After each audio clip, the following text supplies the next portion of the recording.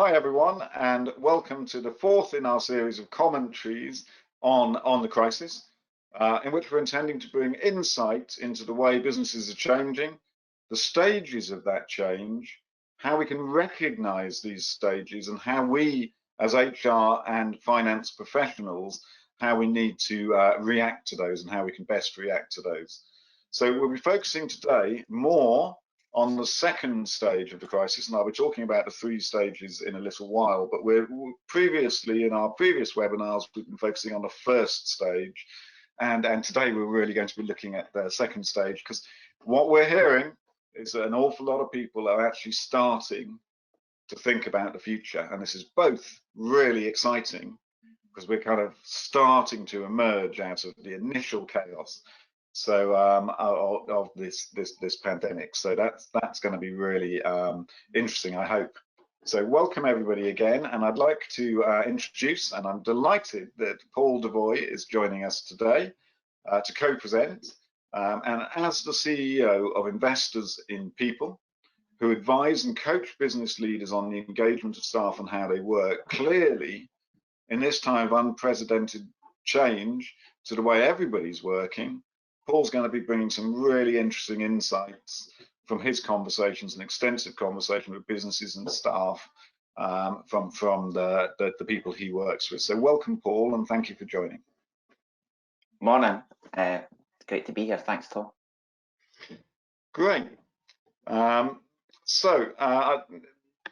We have on the call today, and I'd like to welcome everybody, but we've got a range of different people on the call today, from program leaders and directors who are trying to set the course for their businesses, program directors who were working on programs of change and transformation programs, team members, and then actually people who are team members from operation groups as well. So we've got a broad range of attendees and who we'd like to welcome, and we're going to try and talk about insights from different levels so that everyone can understand the pressures of their peers and colleagues. So what we're going to do is, firstly, I'd like to go, we will be taking questions throughout the webinar. And if you look down on your box on the right-hand side, I think it's on the right-hand side on your screens, there's an area to type in any questions. So please type away as questions arise, and then at the end, Paul and I will be discussing those. So today I'm going to try and cover three different things. Firstly, trying to anatomize the crisis which we are in and try to identify the stages that all businesses will be going through, together with a bit of definition and characterization of those stages. Then focus on practical examples from business who are in the midst of this, and actual conversations which Paul and others have been having with real different businesses, so we can learn from the experience of other organizations, and then try to draw lessons from these experiences to better equip ourselves to understand the stages our businesses are going through, so that then we can better react to them, better act during those, and actually act as supporting and useful colleagues during those stages. So that's really, it's quite an ambitious objective, but those are the three objectives today. I just want to quickly say what we are covering and what we're not covering. We're covering this from a business psychology point of view, and not so much from a personal psychology point of view. This crisis is affecting people very strongly personally as well, but we're not focusing on that area. We're trying to identify the stages which businesses are going through and what they mean, rather than looking at the individual impact. There are many useful webinars and talks from individual psychologists and other people who are talking more about those areas. So it's really the business stages which we're focusing on. So just to start, I'd like to talk a little bit about Veranda Performance. You probably all know, but Veranda Performance is a transformation consultancy, and we work with businesses to help them change and transform their middle and back offices to work well with their businesses and give the very best results with technology and all that kind of stuff. That's what we do, and I'm a founding director as it happens. So to start, I want to talk about the fact that all significant business disruptions go through a series of recognized stages, and these stages are clear. The current pandemic is different from all other crises which we have seen for two reasons. Firstly, it's global and is affecting all countries and all businesses globally. And then secondly, it is of and continues to be of undefined length, and no one knows when we will settle down into a new form of business as usual and return or create a new future. So make no mistake, this is both the largest health crisis of any of us have seen in our lifetimes, but also the largest business crisis. And so to understand its anatomy and how it breaks down is more important than ever. So the work which we're going to talk about now in the three stages are based on other crises which businesses have occurred, but this one is different because of that undefined length, and also because it is affecting everybody globally. So the three stages which any crises follow from a business psychology point of view are firstly a kind of chaotic stage in which a series of temporary decisions are taken where you're doing a lot of short-term steps to set up your business again, and you're reacting. So it's a highly reactive stage, and most of our businesses are still in that stage. So the work being done at the moment is often stuff which is not about a longer term or even a mid-term direction for our businesses, but actually is just kind of survival and reactive mode, and we're seeing that across most organizations. Now that chaos stage will end and then is replaced by a second stage, which is a kind of reframing, replanning stage. And this is where we need to start work on thinking about what the new future is going to be, because the third stage is then the new reality stage. So the three stages of the chaos period, which in this case is quite prolonged, then followed by the reframing and replanning, when clarity starts to emerge about what the next business, what the business will look like in the future, and then the third stage, which is that new reality.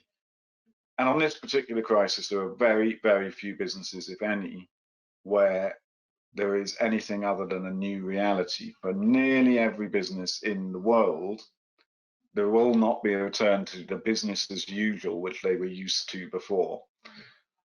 Everyone's been so significantly changed that we actually need to be thinking about a very different future, and any business who thinks it's going to be back to BAU is kind of slightly deluded. So I'm just going to talk a little bit about the chaos stage, and then invite Paul to make his comments and his analysis on that. So during this chaos stage, in this prolonged period, the main activities which are going on is that you get a series of temporary decisions which are highly reactive, and which we need to understand may or may not prove to be correct.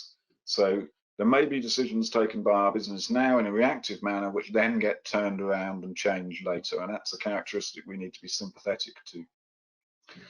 There are logistical corrections that take an awful lot of activity to sort out. So this is where the majority of our businesses, where our frontline staff may well already be able to set up at home and do all those activities and be fairly independent. But for many businesses, and particularly in the financial sector, these businesses, their middle office and back offices are not used to working anywhere but the office. And so we're still working through logistical changes to set those people up, to allow them to work and operate outside of their normal office environment. So you've got these temporary decisions going on, which are simply reactive.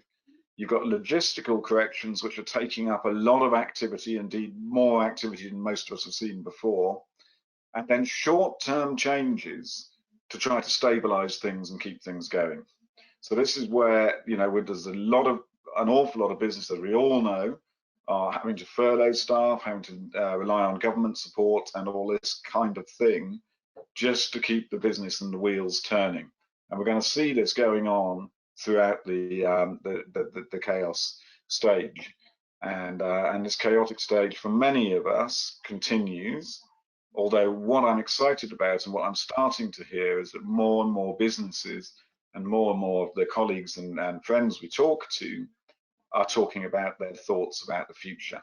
So We'll talk about that in a second in the reframing part of the crisis management. But for now, could I call on you, Paul, to tell us a bit more about what you're hearing and finding in the current kind of slightly chaotic stage we're in? Yeah. Thanks, Tom. So we've been doing a lot of engagement with our own community over the last few weeks. We have our account managers, and we also have across the UK over 200 self-employed consultants who are talking to our community every day. And we're trying to pull all of that information together to get a sense of exactly what's going on. And I think there are some themes that are coming out of that probably won't be a surprise to anyone. The first thing that people are doing is they're protecting cash. And I think that's particularly acute at the moment because no one knows, as you said earlier, Tom, how long this is going to last. So organisations that we're speaking to are all saying, we need to protect cash as much as possible so that we've got a chance of getting into the reframing and replanning stage, so that we've got a bit of a runway beyond that so that we can then plan for what the future might look like.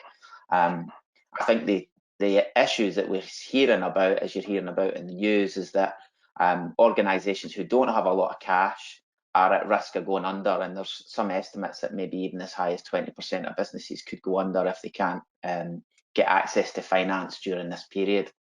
The other thing that we're hearing is that the thing that's been most useful in terms of the policy initiatives that the government has introduced has been furlough. That's been a practical tool that people can deploy quickly. It helps keep people employed. The 80% limit is a reasonable figure. So that has been, as you've seen from the news as well, that has been something that a lot of businesses have taken up. So that initial chaos phase, based on the feedback that we're getting from our community, is very much about protecting cash and trying to make sure that their cash flow can stretch as long as possible. The thing that hasn't seemed to have worked so well is the whole CBIL, the business interruption loans. There's been low take up of that, and I'm hearing lots of stories about there are lots of hidden criteria around things like if you've had a government grant over the last 2 years or more than £300,000, then you would be excluded from the CBIL scheme. And if you've had any loans from Innovate UK or any grants from Innovate UK, that could actually potentially bar you from things like the CBIL. So the CBIL has not really been as strong a mechanism to support employers as I think was originally intended, and I think that's reflected in the low take up. The other thing that's coming across, which I think is really positive, is there's been a number of examples from the clients that we've been speaking to around the focus on well-being and the well-being of their employees through all of this, which I think is a really positive step in terms of the mindset of employers. I've had examples of one organisation where every morning the executive team gets together, and the thing that's first on their agenda, that's top of their agenda, is what is the feedback we're getting in terms of the well-being of the team, both people who are staying on and also those that are on furlough. What can we do to support them better? And then that is cascaded through the line management to see what initiatives and changes that they can make to support employees. One of our clients, a local authority, actually produced a 36-page guide to well-being about working from home, how to manage having kids at home, homeschooling, and at the same time manage your own manage your own workload. This is new territory for everybody, and everybody's trying to manage that in their own way. So like today, in my own personal example, my wife works at a special needs school. She's not in today, and my 2 sons are in the house about to start homeschooling. So I have put a note up on the back door with a list of responses to the standard questions that I would likely get if they were going to interrupt this webinar, so that they know they don't need to come and interrupt me. So these are the kind of things that we're hearing.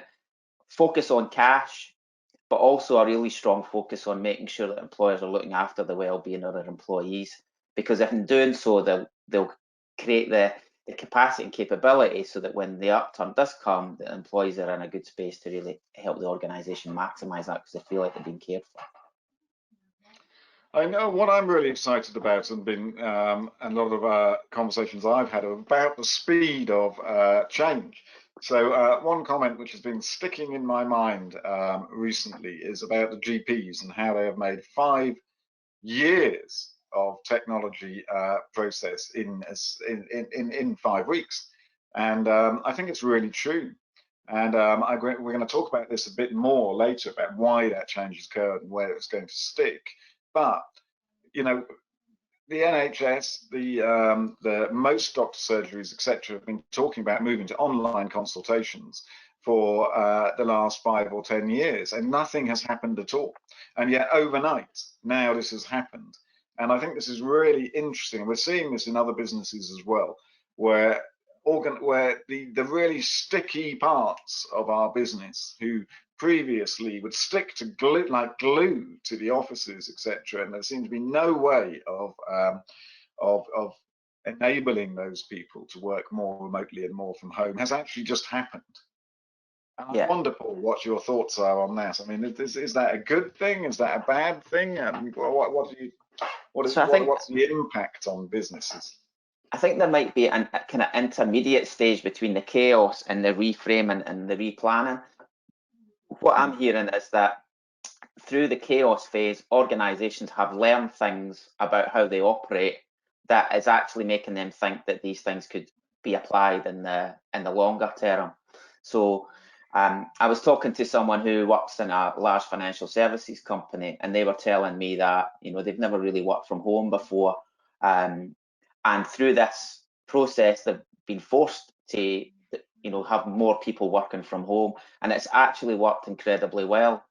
As a result of that, they are now looking at all of their lease agreements, and a lot of them are in highly expensive commercial property in city centres, and looking to see how quickly they can get out of some of them, because they see that the home working arrangement is not only good for their employees' well-being and work-life balance, but from a commercial point of view, do they really need the square footage that they've got in prime locations?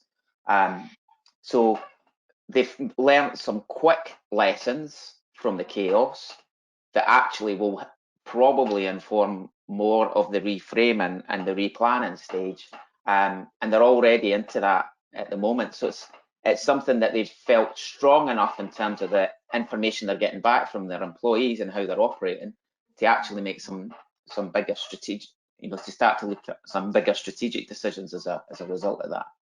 It's very interesting because in this kind of situation where there's a shock to any system, any significant change, then people talk about, is this going to be a long-term change and all this kind of stuff. And then there's talk. I mean, for example, the environmental impact we're talking about at the moment, which is very beneficial in many of our cities. How do we retain some of that? And there's view that the world will kind of change. Now, I don't think that's really necessarily true, but I wonder if there are any tips about how one retains the positive changes which have occurred over this, the positive changes in people's can-do attitude, whilst at the same time, of course, recognizing the enormous stress and strain this is putting people on. And but I do think it's interesting that there are some positive dimensions from the business changes we've got, in which you're talking about there, Paul. And I just wonder how we start to consolidate those into our future plans. Yeah, I think this sort of $3 trillion question is how much of these things will stick and how much of them are temporary. And there is a risk that you might get some false positives that you think, in the current context, oh, this is going to last for the foreseeable, but then it might not. So I think everyone's working with imperfect information at the moment, and I think my insight to that would be, if you've got really solid information coming from all your key stakeholders that this is something they see working well now and can work well in the future, then I think that's something that you can then pilot and test and continue to really pursue to see whether it has the capacity and capability to last longer term. Very good. So just to summarize on that stage, the early chaotic stage, so there are false sense of directions, things will continue to change quickly, and nobody actually has a clear view of what's going to happen.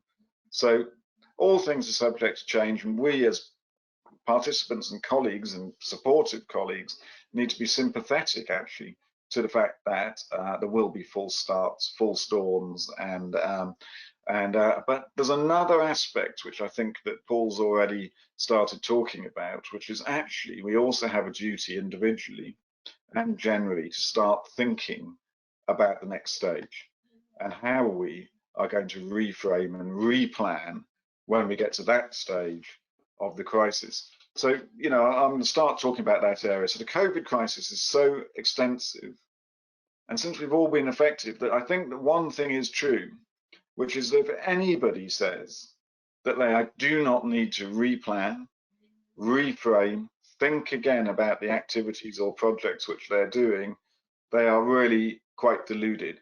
There is no business area which is not going to be either directly or indirectly asked to look again at their priorities, what they're trying to achieve, and reframe those to the new realities envisaged by the business. So one clear priority we've already seen, and which Paul was talking about, is actually the need for many businesses to preserve cash reserves. With people going on furlough and government support, in most global economies to support businesses to conserve cash, this means that we're going to see enormous pressure to make sure that we are using precious business reserves to their very best effect.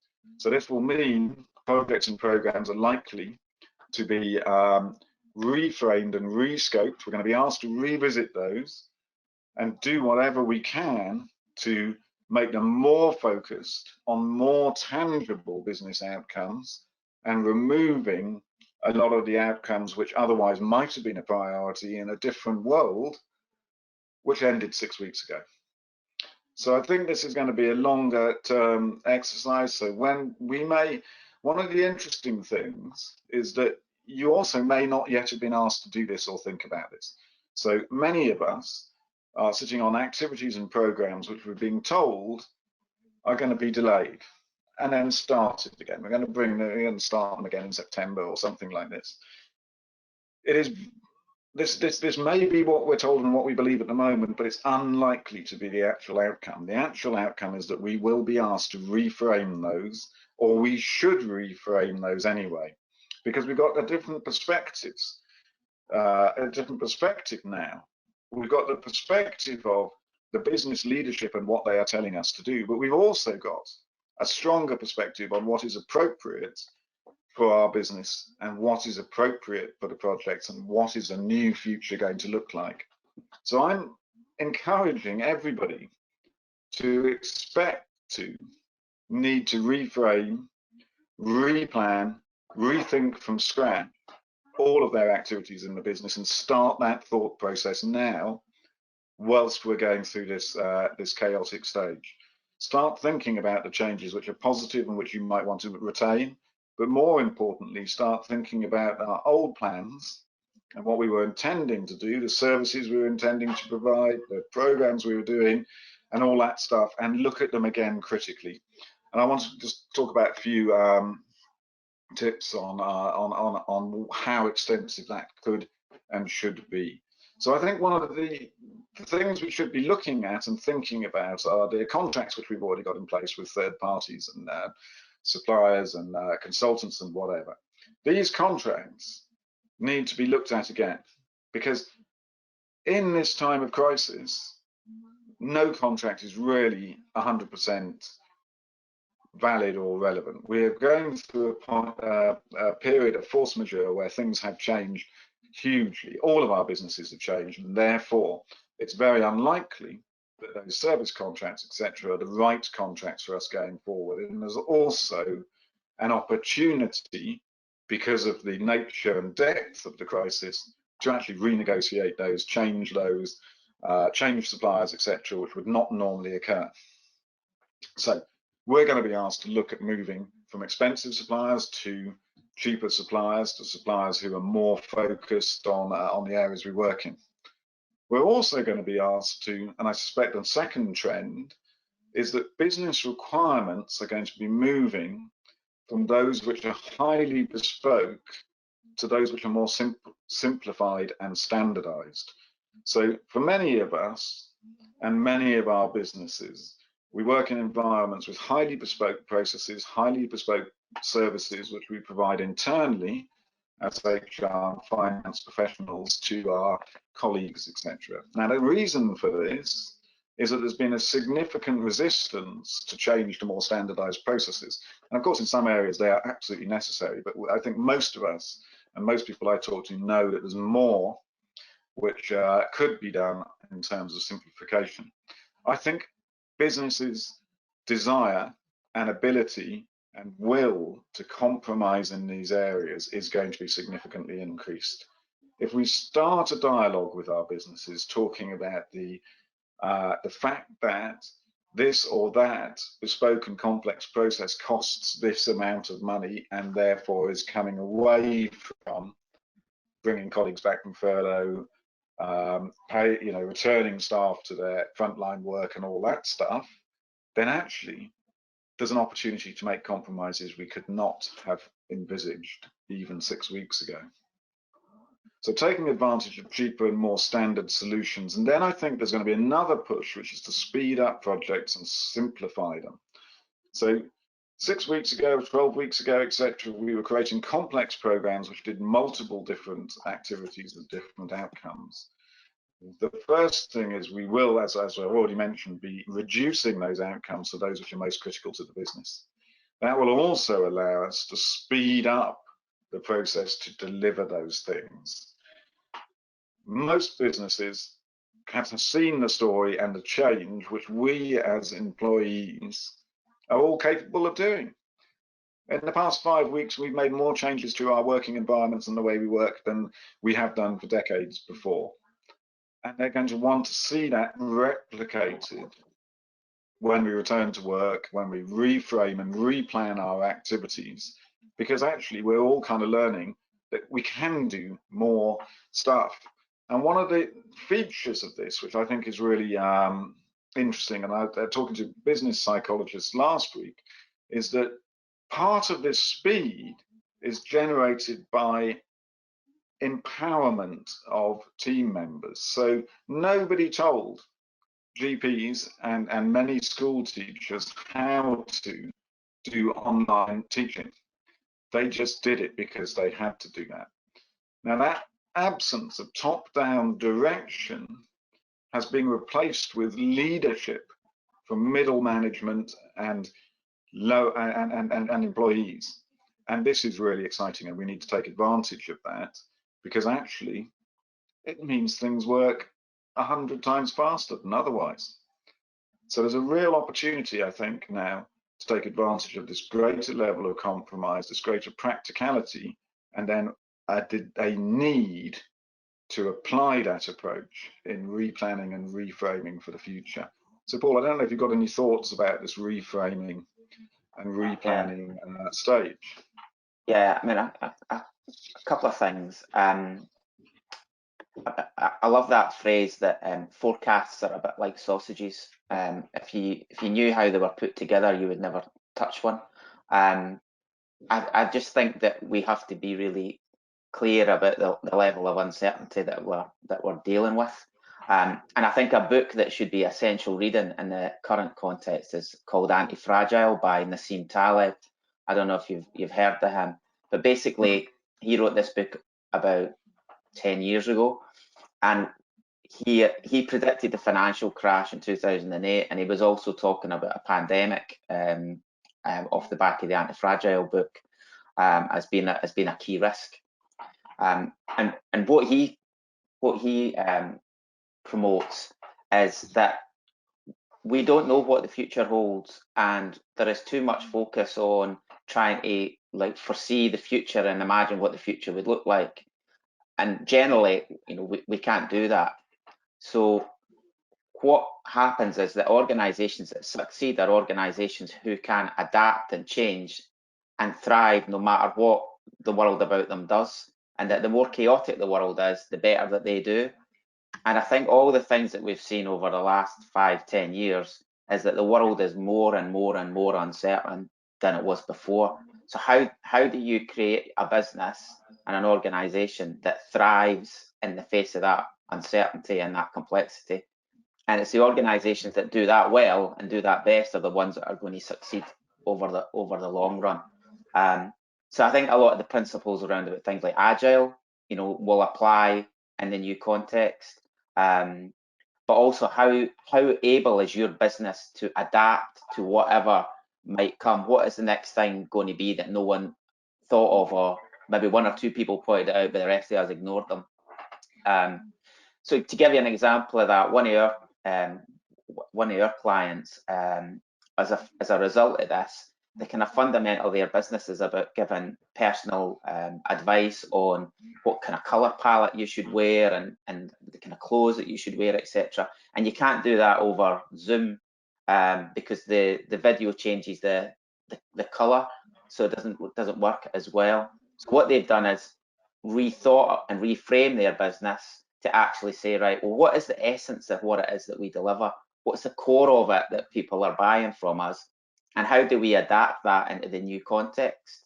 So they're now doing more about personal advice around about styling, etc. And a lot of people have got time in their hands now, and they're looking at like, well, what do I want to wear? What do I want to look like? So they've changed their whole business model around about that. They're a franchise business. They've also started to develop coaching for their franchisees about how they change and work with their new business environment. So they've been able to take this new context and adapt and change what they do in order that they can provide the essence of their service to their client. And they've been able to do that really, really quickly. And I think the organizations that will succeed in the future is when the next crisis comes along, which it inevitably will, and they're probably going to come along more frequently as the years go by. How do you have a business model and a mindset that is able to adapt to whatever happens? And how do you continue to deliver the essence of your business or your organization within whatever the context it is that's thrown at you in the future? So for me, the more organizations that can think about that and think about how, no matter what happens, how do we still deliver the essence of what we do, and how do we thrive in a world that's constantly changing, more and more and more uncertain? The ability to have your team trained to adapt and be flexible to that kind of environment, to be resilient to those kind of shocks, those are the ones that will come out the strongest at the other side of this. Brilliant. So, Paul, I want to talk to this business because every single shirt I pick seems to look like a pair of pajamas when I put it on the webcam. I had to have 3 changes to get ready today. I think it's something about the pockets. So, well, the company's called House of Colour, and they're one of a long-standing client of ours. It's quite a small business, but they've got very innovative leadership. They've sort of taken stock of the situation, because ultimately what's happened here should actually, in normal circumstances, if they didn't have the right mindset, it could have been catastrophic for their business. But they've quickly reframed, they've been agile, they've looked at the essence of what they do, and then they've repositioned that to continue to deliver a service that works in the new context, and done it in razor sharp time. So those are the organizations that are going to succeed in the future. If we've learned nothing else from today's webinar, we're all going to go to House of Colour and check out some colours which work on the camera. That's brilliant. So just to finish on this section, what I wanted to just say from an individual basis, what we need to be doing to prepare, and there's a moral dimension and a business dimension.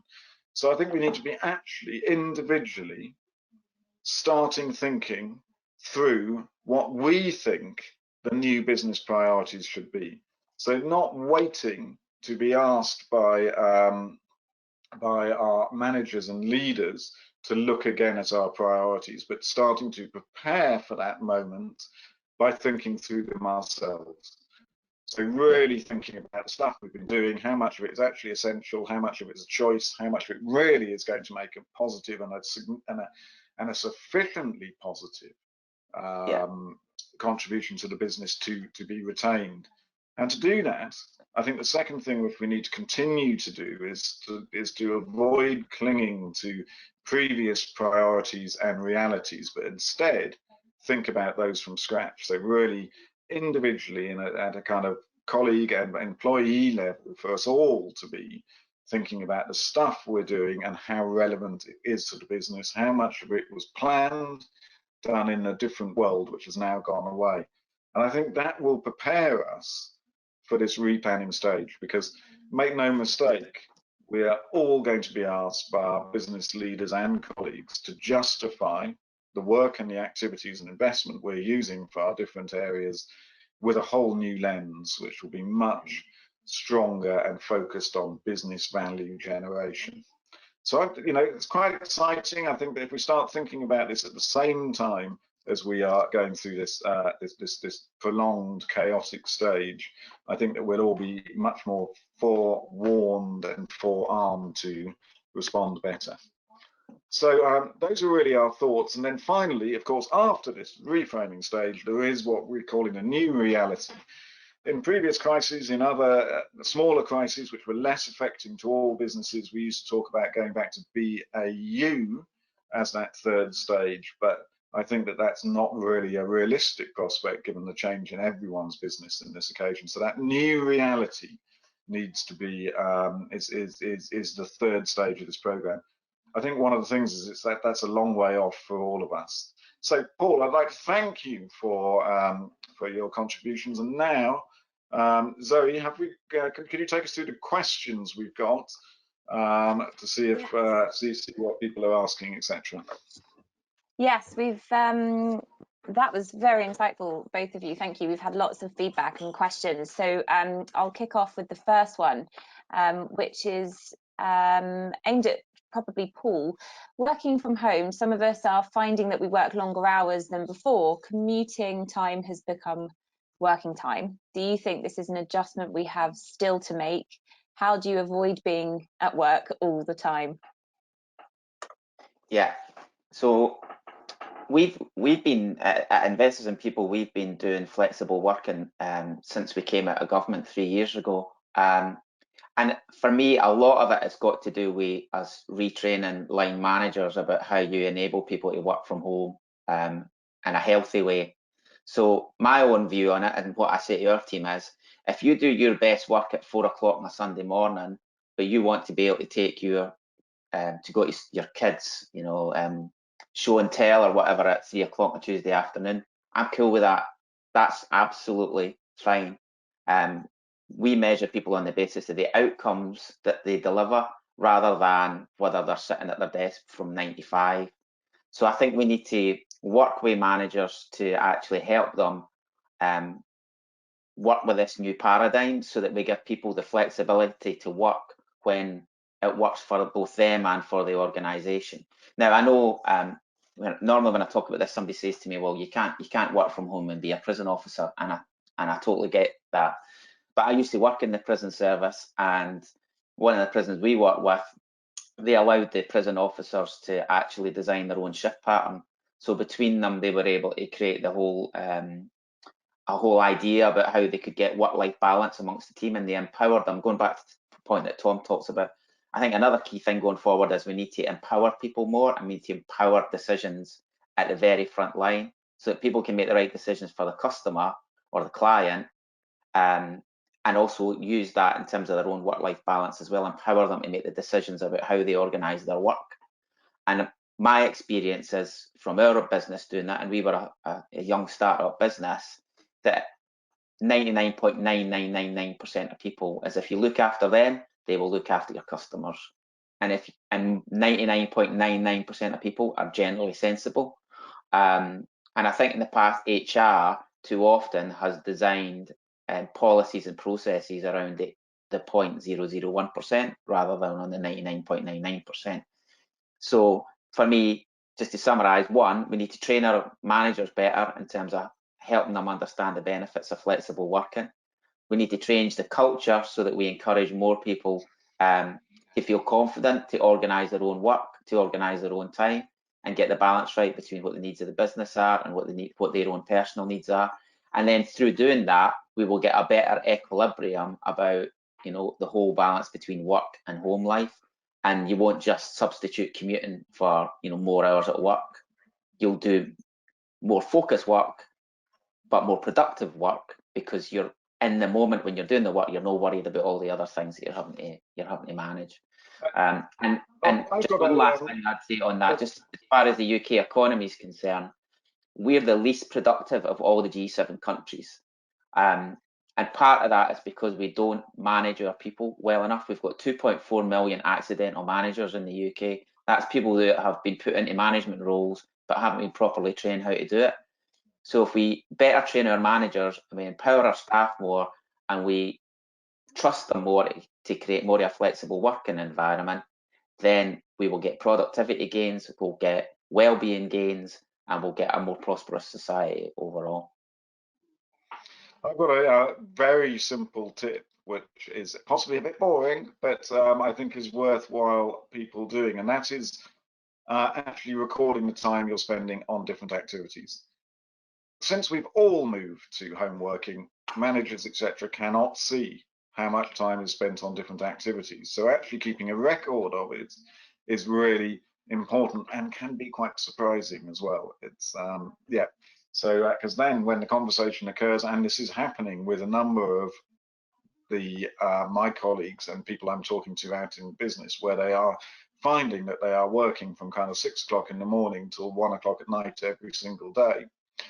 They need to have a record of what those activities are, such that when they call for help, they call for additional resources, the evidence is there that they can say, well, I actually spent 20 hours on this activity or that activity. So I know it's a bit tedious, but I think that's kind of another tip. See, what else have we got? I think I'd kind of like to disagree with you a wee bit on that, because that's measuring inputs rather than outputs. So as long as the output's clearly defined and there's a recognition of what's required in terms of the hours to deliver that output, it's the quality of the output that should be measured, not the amount of time that went into it. So I think if you get into the time of like measuring hours all the time, then that just takes us back to the old paradigms that we had before. True. I guess I was talking about the specific case where people are putting in 60, 70, 80, 90 hours a week, and that is not necessarily recognized. Yeah. I think there's an element here where you both said around balance, and I think that's the key word in both of your arguments. Thank you. That was a question from our friend Nigel. I have a follow-up question with Janet, who says, Tom, can you give an example of the complex customized processes we need to simplify? Yes. In HR, it is most of our processes.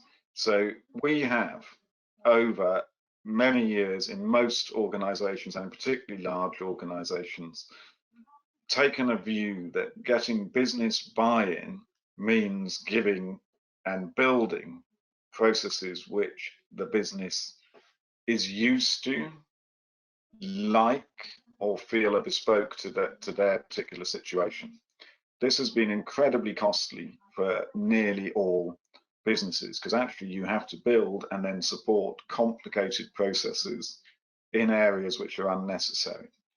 In the past, making the argument that simplification and standardization, if they do it like that somewhere else, we can do it too, has been hard to put through, even when we've demonstrated the additional cost of those non-standardized activities.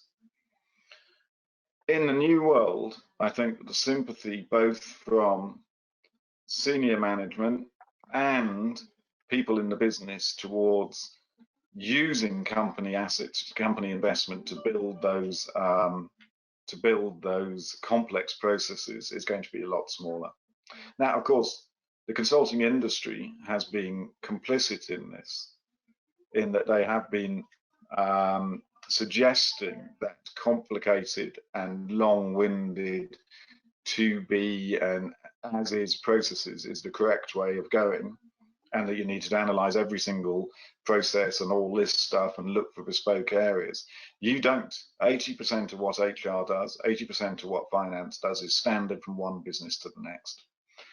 Now, on the other hand, the 20% which is different is critically important. So, for example, in FS, you might be talking about compliance and other work around that, where it's essential, it's bespoke, it's critical, and it is necessary to have separate processes. But the extent to which all of our processes, from recruiting across to performance, across to basic record keeping and clearance and all this stuff, has actually been based around bespoke and old ways of working and complex ways of working, and not standardization. Is, you know,